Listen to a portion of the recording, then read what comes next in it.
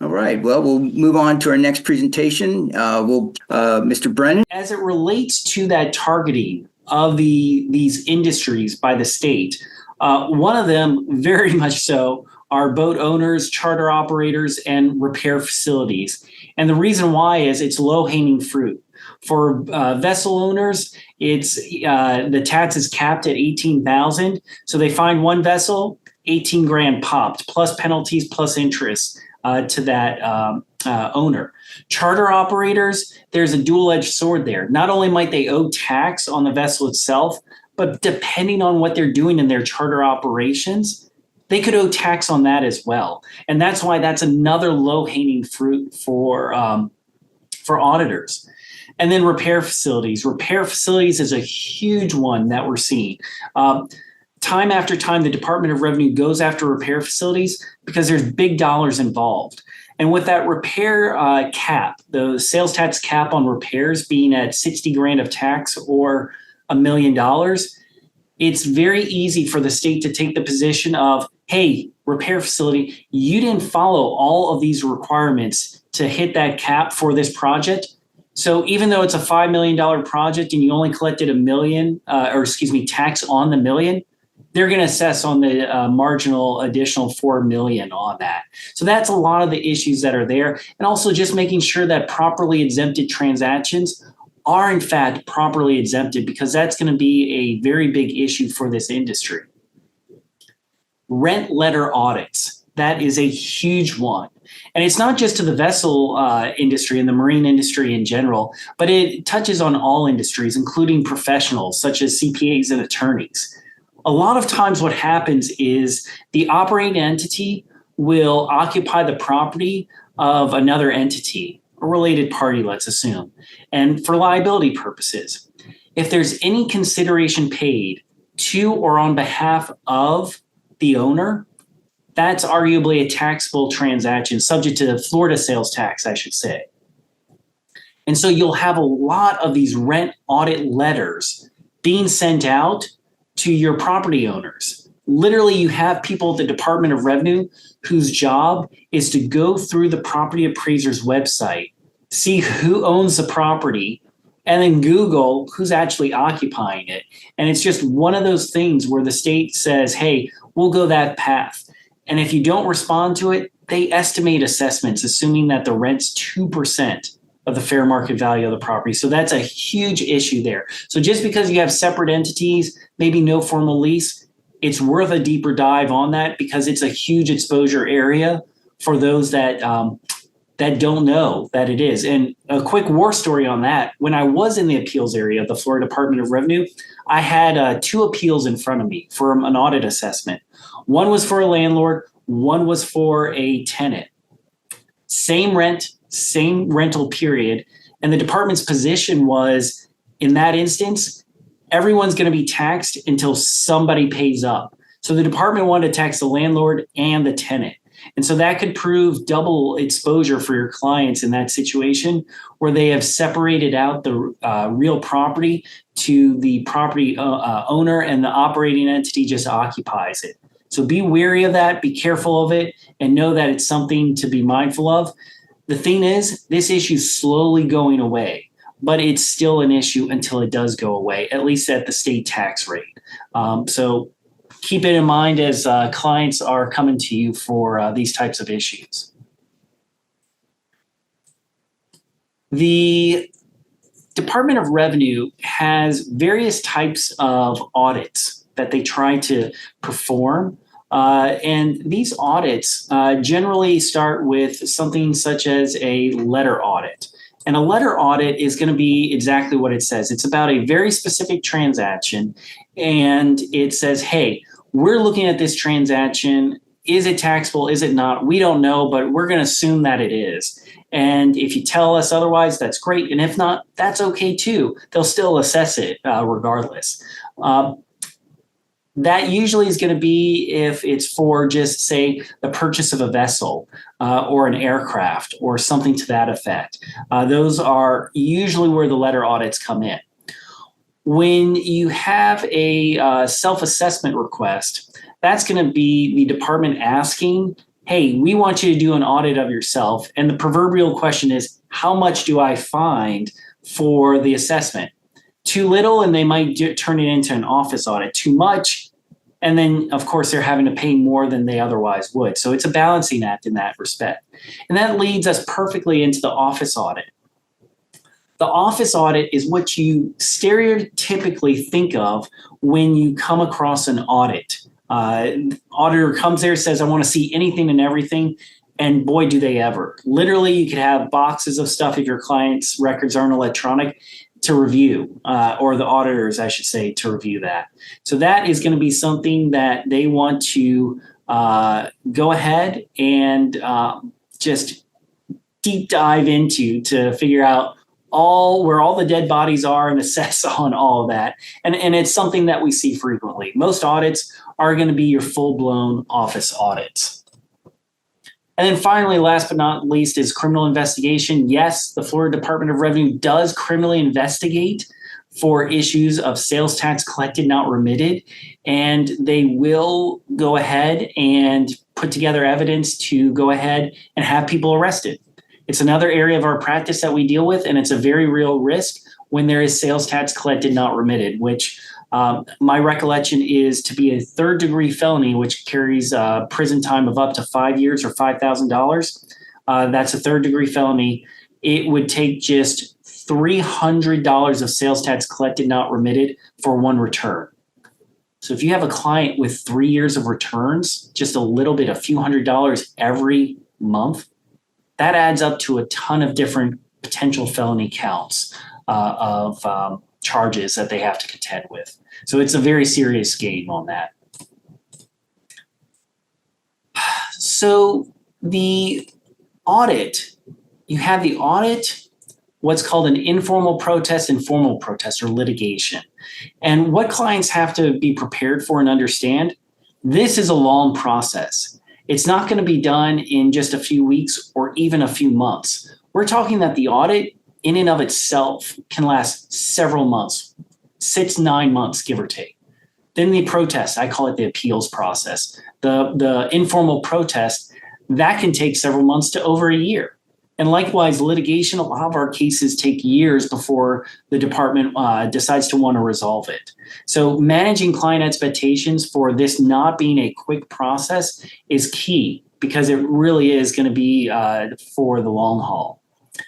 Each area of the department, the audit, the appeals area, and the general counsel's office who handles the litigation, they each have their own different objectives.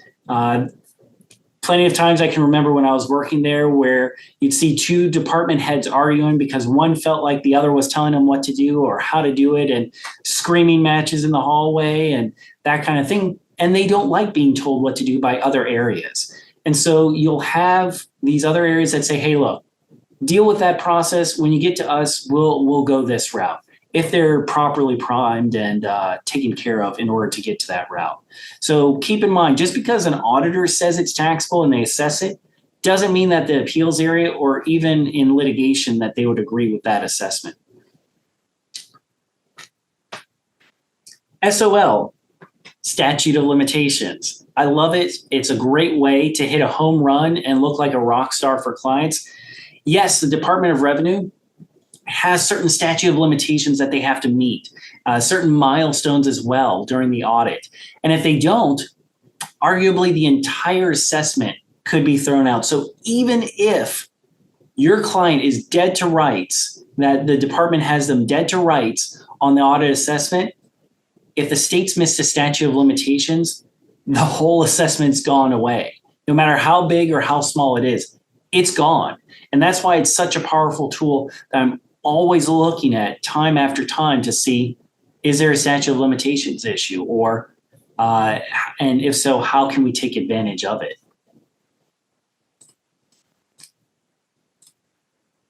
The audit kicks off with a form called the Notice of Intent to Audit Books and Records. It's the form DR 840. That's usually for your full office audit. The other form is the DR 846. It's the Notice of Intent to Conduct a Limited Scope Audit. Either way, it's an audit notice, and it's to put your client on notice that, hey, the state's going to be performing an audit of them and start getting stuff ready. And attached to that form is usually a checklist of all sorts of stuff that the Department of Revenue wants. And most of the time, that checklist is they just check everything off. Yes, we want A, B, C, and D, and just go on and on for it. That checklist also provides you, and it's rather on the audit notice, I should say, the auditor's name, contact information, and the type of tax, because you got to know what it is that they're looking for on that. I will say, though, just because they're auditing, say, for example, for sales and use tax, doesn't mean that the information can't spur on another type of audit, such as a communication services tax if you're a cell phone dealer, or maybe a corporate income tax if you're a C Corp. All of those other tax types could be spurred on depending on the type of information that's provided.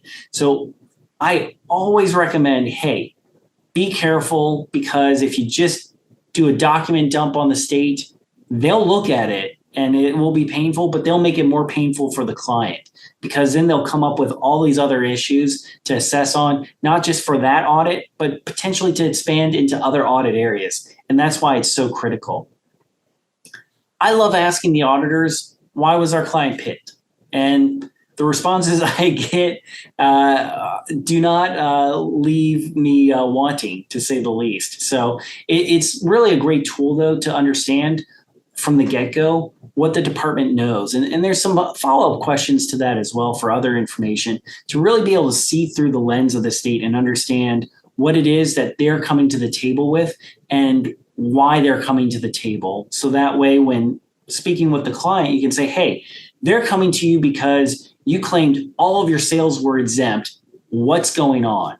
And then you dive into it from there. Maybe there's something else that's benign that explains it. And maybe you have to watch for other skeletons that come up in the process as well. It depends on a case-by-case basis. The statute of limitations, very generally speaking, is told so long as the department starts the audit within 120 days. If they don't, it's the tolling stops, and they arguably start losing the front end periods, if not potentially the whole audit period in certain circumstances. Likewise, the department, unless the client signs a waiver, which is on that actual audit notice, the DR 840 or 846, the department's not supposed to start the audit early.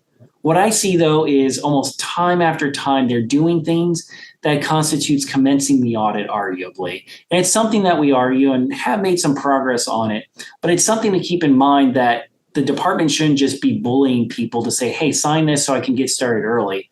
No, I want to wait 60 days because I want to have time to get stuff ready, and maybe also trap the state into having already started the audit and not signing that waiver that would get them off the hook for everything.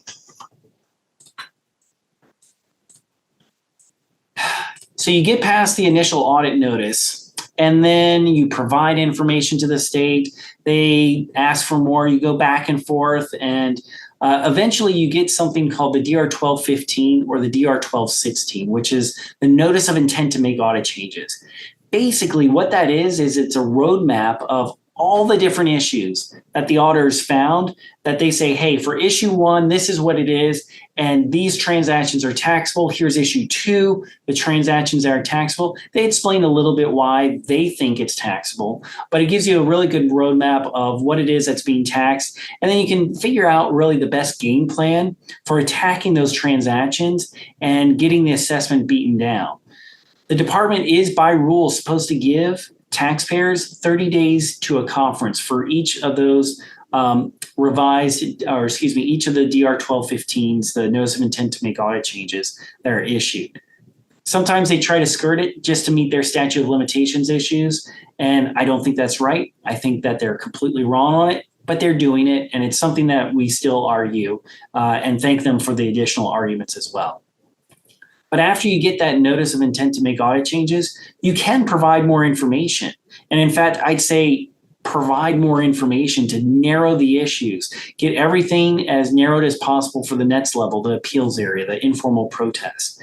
And so once you provide that additional information, the department should be issuing it's a revised DR 1215 notice of intent to make audit changes. And honestly, you could have numerous of these revisions done under certain circumstances, and then get to hopefully zero or as close to zero as you reasonably can.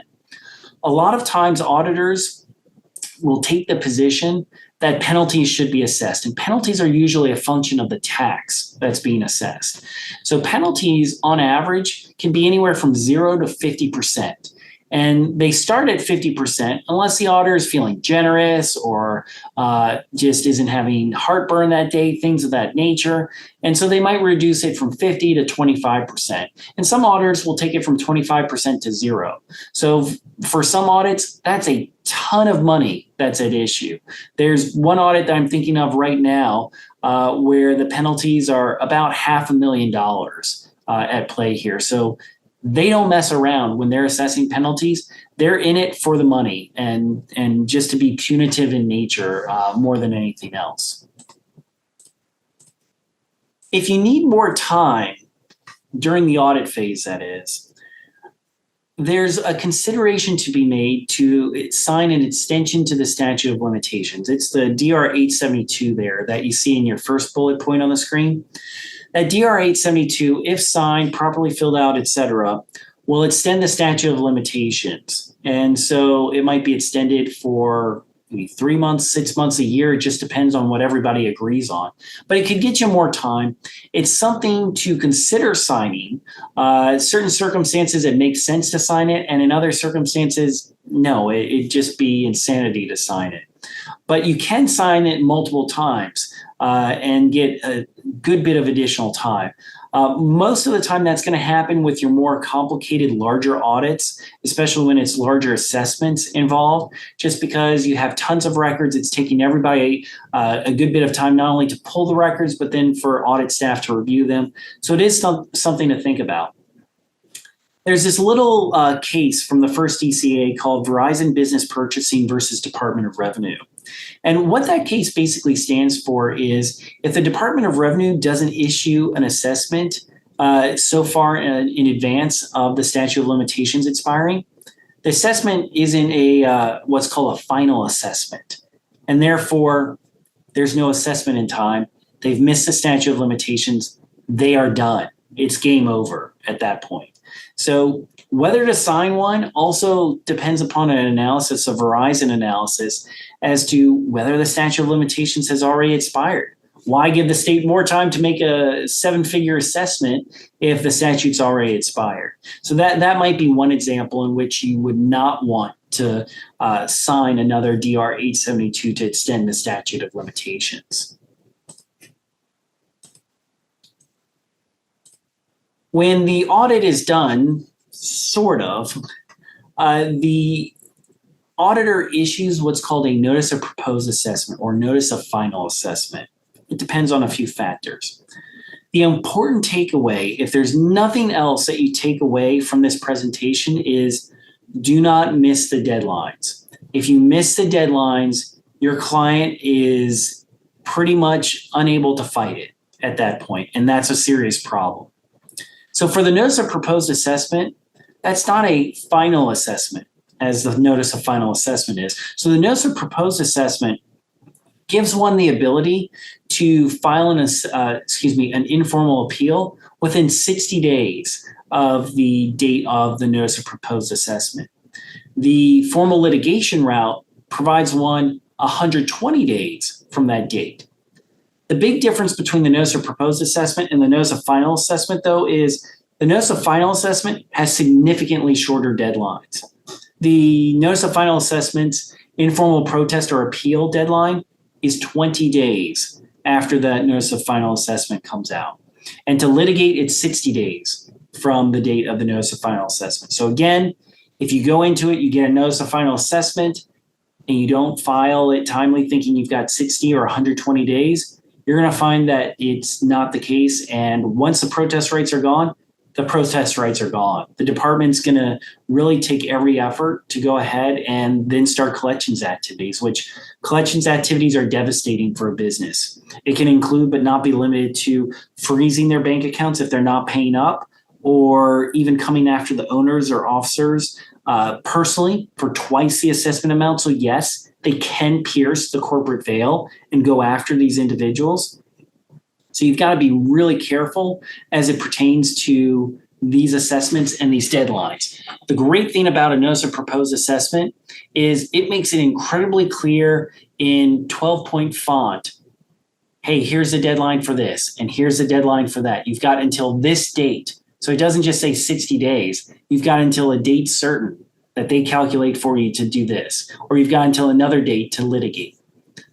With the notice of final assessment, it doesn't say that. In very tiny print, and I mean, we're talking like 6-point font, buried in page 2 of all of this, it says, hey, you've got 20 days to do the informal protest or 60 for the formal litigation. So you've got to really pay attention to these deadlines. The informal protest process, that's the appeals area, and that's where I used to work when I was at the Florida Department of Revenue. In order to go there, you have to file an informal protest and appeal that meets certain criteria. If not, they could dismiss it. They'll give you a chance to cure, but then they'll dismiss it. And then that presents other problems. But you file an appeal of the protest. The department likes to, quote, request any and all documentation. Whatever that means, they don't necessarily specifically request anything in particular. It's just provide whatever you like, whatever you think will reduce the assessment, and we'll take a look at it. But they keep in mind that, hey, this taxpayer, this business is guilty until proven innocent. So if they don't provide me sufficient documentation and information, then the department's position on that is that they didn't provide that sufficient information, so the assessment's upheld, because they take a prima facie correctness approach to the assessment. And that's why they presume everyone is guilty until proven innocent, no matter what. Even when the legal burden of proof is on the state, they take the position that's too bad, so sad, and you have to prove them wrong and that you're right. When the appeal does get to an appeals officer, they might provide a little bit extra time, but those appeals officers, they get annual reviews, and part of those annual reviews, they have the ability to get bonus points if they turn things around really fast. So what you'll see is an insane turnaround time from these appeals officers of, you have to provide me all information and schedule a conference within the next week or two, or they'll give you a few days within the next week or two to do all that. And it just is very impractical. It's just a mentality of unrealistic things of how things should work. But that's what they do. Now, the appeals area, while auditors say things are black and white, yes, it's taxable, no, it's not, the appeals area can see a little bit of the shades of gray. So the appeals area sees black, white, and one shade of gray. So they do have the ability to compromise or offer a settlement of some sort.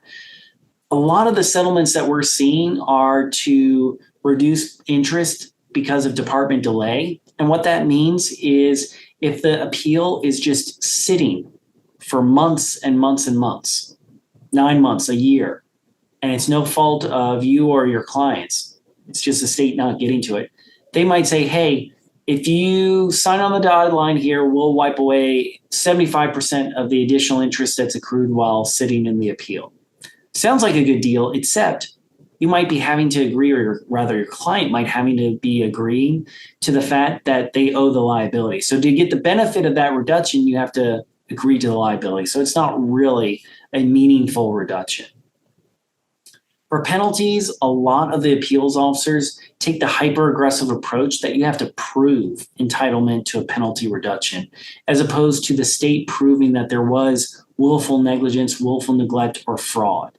And so they're flipping the burdens to say that, yes, you have to prove it, and if not, we're not going to touch the penalties. We're going to keep it on there.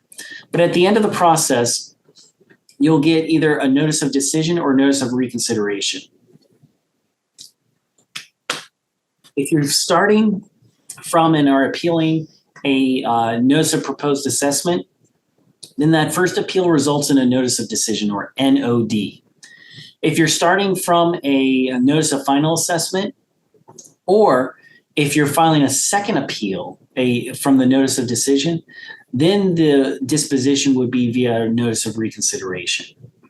And yes, for notices of proposed assessments, you do have 2 opportunities to file an informal protest, but after the second disposition with the notice of reconsideration, that's it, it's game over. Then it's off to litigation world. And then choosing the correct forum is a decision for the client to make at that point. So litigation, formal protest is what it's called. There's a couple of avenues. One, you can go straight to the DCA. I don't recommend that, ever. Just full stop, never recommend it. I can't think of a single scenario in which appealing to the DCA right away after a notice of decision or a notice of reconsideration would be warranted. Every single case that I have ever seen, read about, or come across in which an individual filed an appeal with the DCA after a notice of decision or notice of reconsideration, every single time the business lost, 100%. And it's because the department is the fact finder in that instance. And so the DCA takes a position, unless clearly erroneous, that those facts in the notice of decision or notice of reconsideration are accurate. So it raises a burden. So really, you need to put that option of the DCA completely off to the side, like it doesn't even exist. That's for another time. The other 2 options are circuit court or the Division of Administrative Hearings, DOA for short. Circuit court requires you to pay the full amount of the assessment, potentially get by with a bond with leave of court, or ask the court for the ability to post alternative security for a lesser amount too, for that matter. All subject to circuit court discretion, review, etc. So it's not a guarantee. Circuit court also moves at the pace circuit court moves depending on where you are, but it also is pushing forward to trial. The other option that we use is DOA, the Division of Administrative Hearings. And so not only do you have the tax angle that you can work, but the administrative law angle, which is actually equally important and in some cases more important to getting the case resolved amicably and favorably for the client. But to get in that door for DOA, procedurally, the client has to pay what's called the uncontested amount. It's a statutory requirement from Chapter 120. If the client does not pay that amount, then the Department of Revenue can kick them out of court and hit them with another 25% penalty on top of everything. And then that's pretty much it. That's game over. Yes, they might be able to appeal that decision to the District Court of Appeal, but that's pretty much game over at that point. So making that payment's important. The General Counsel's Office usually holds those types of cases to determine, do they want to settle or do they want to go to trial?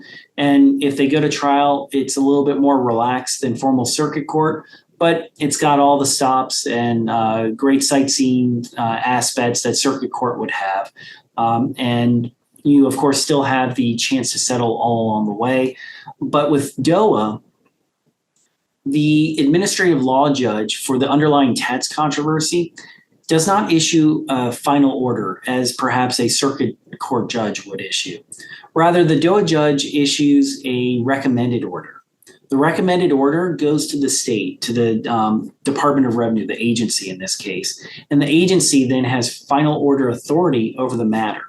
They're not supposed to flip the facts unless they're clearly erroneous. But we find that a good number of times the state just doesn't care. They flip it and say, if you don't like it, appeal it and go from there. They can go ahead and reverse the ALJ's, the administrative law judge's findings, legal findings, the conclusions of law. So go there from that route and just build it up from there. So that's a little different, a little change to be aware of. But of course, chance for settlement is present all along those realms as well. If the Department of Revenue issues a final order that you don't like, then you certainly can appeal it to the DCA. District Court of Appeal. And that is just the normal appellate process. The other aspect that I made note of and that I want to distinguish from is, while we're talking about the underlying tax controversy, there's other ways to attack these tax assessments, and it deals with administrative law principles involving unpromulgated statements of general applicability and challenging rules that the department may rely on if they're without authority. So as it pertains to the former, generally the state Department of Revenue in particular might have some policy that they use to apply to businesses to make assessments, and that policy isn't in a statute or a rule. And if it's not, then it could be challenged. And if successful, the Department of Revenue has to pay the reasonable attorney's fees for that instance, and they can't use it to rely upon the assessment. So that challenge could invalidate the entire assessment. Rule challenges, on the other hand, the department has a rule, a regulation that's on point. It's just challenging their authority for that rule. If successful, it's the same outcome. They can't rely on it. The rule's invalidated, or at least the portion challenged is invalidated. And then from there, the whole assessment could be thrown out if it's solely relying on that one rule. The attorney's fees award, though, is capped at 50 grand. So we all know that with litigation, you can easily go over 50 grand depending on the issue involved, but it is a possibility. And there's tools in your tool belts as well to just say, hey, I'm not going to work just with the hammer, but I'm going to have a screwdriver, a tape measure, et cetera, in order to really take it to the bank and fight back against this. There is a case. It's a 6-year-old case now. It's difficult to believe, but it's South Dakota versus Wayfair. And that case is a SCOTUS case decided June of 2018. And what was happening is many years ago, the U.S. Supreme Court in the early 90s in Quill versus North Dakota, the U.S. Supreme Court ruled, hey, in order for a state to be able to require a company to collect sales tax in that state, that company has to be physically present in the state. So you have to have your inventory present, a location, employees, something physically connecting you to the state. Fast forward to about 10, 15 years ago, the states didn't like that. Internet was really taking off. People like Amazon, eBay, were making all these sales. In-store retailers were hurting, and the states were losing out on revenue. So then the states started coming up with alternative methods to try to capture these out-of-state retailers and say, no, you have to collect tax in us, even though you're not physically present. And they did different things, but South Dakota and others said, hey, if you sell $100,000 into our state in a calendar year, or you have more than 200 transactions into our state, you have to collect sales tax in our state.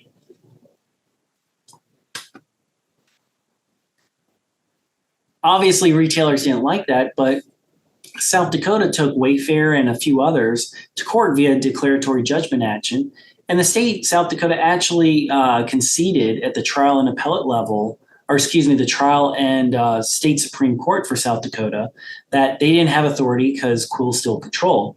Well, they got this SCOTUS to hear and overturn 50 years of precedent just like this and upend all the law. So now, if you have clients making sales into other states, whether they're actually closing in the other states or shipping products, think boat repair facilities shipping parts to other states, if they are meeting at least $100,000 of sales into a state in the current or prior calendar year, or they have at least 200 transactions in a state, they very well could have a sales tax collection requirement in that other state.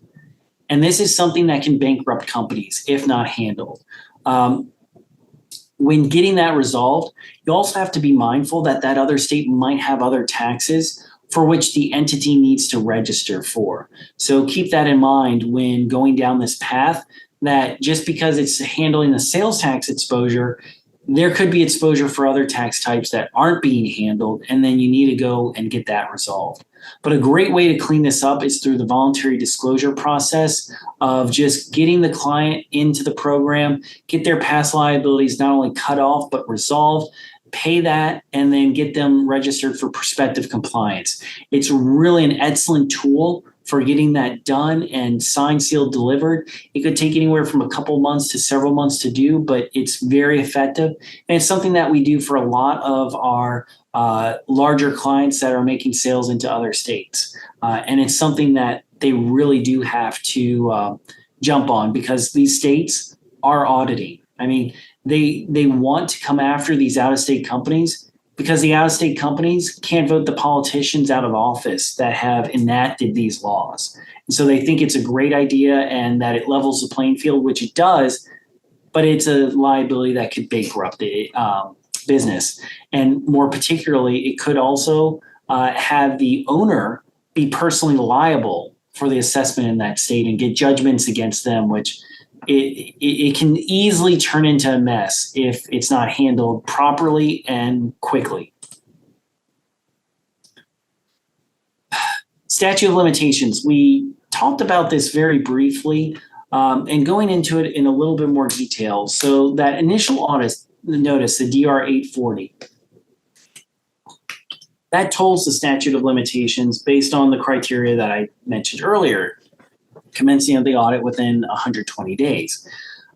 Likewise, the DR 1215, they have to get that sent out with plenty of time before the notice of proposed assessment or notice of final assessment issue. Remember the 30-day conference time frame, and if not, that could arguably be a violation of their taxpayer bill of rights. And we also talked previously about, with the notice of proposed assessment or notice of final assessment, the differences between those two with the deadlines. Remember, deadlines. You can't miss those deadlines.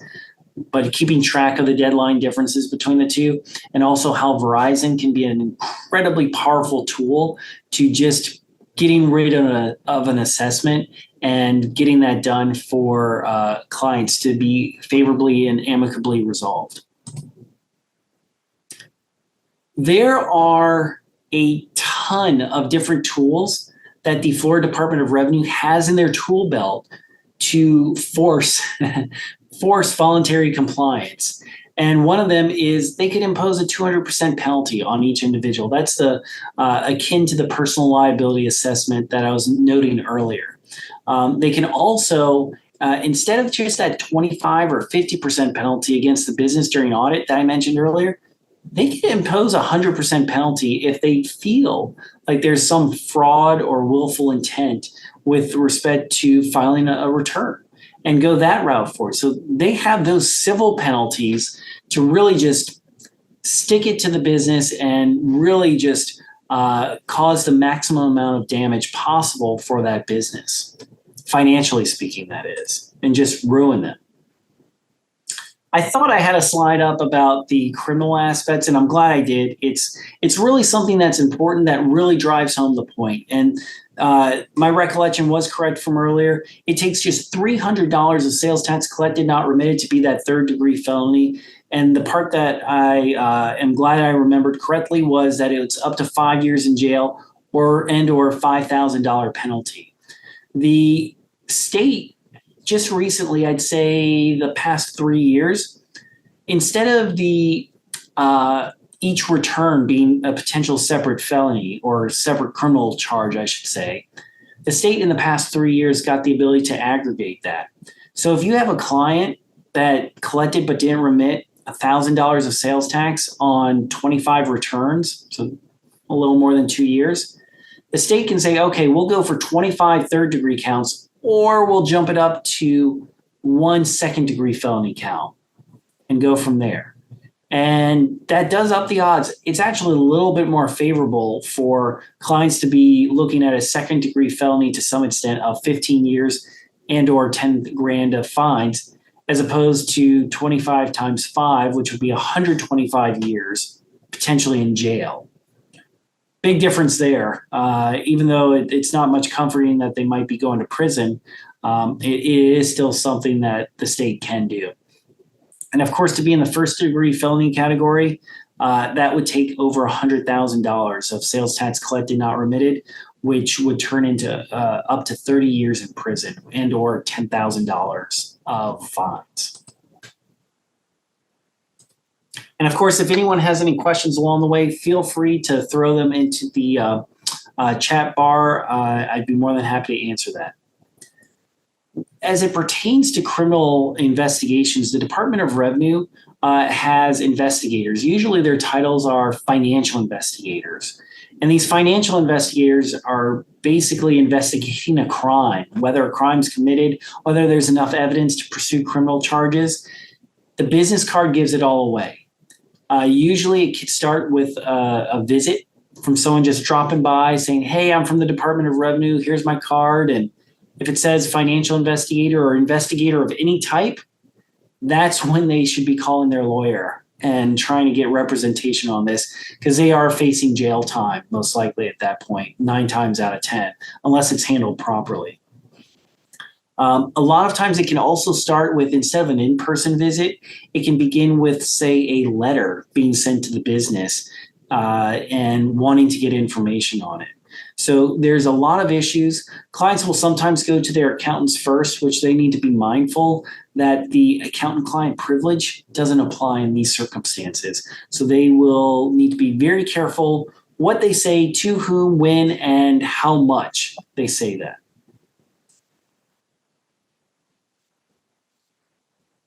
As I was mentioning earlier, Florida Department of Revenue has a myriad of issues that they use, or excuse me, a myriad of weapons that they use to enforce voluntary compliance, or what they believe is the proper enforcement.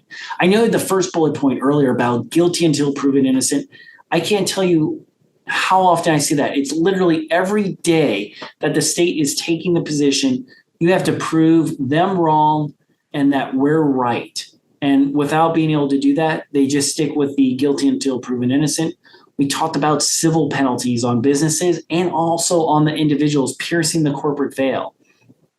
You don't pay the sales tax and it gets to a certain point, they can revoke the sales tax license and effectively put them out of business. Or if a person has an old business that has a sales tax registration and that had a delinquency that was unpaid, and then they try to start a new business and get a new sales tax permit for that new business, it could be denied.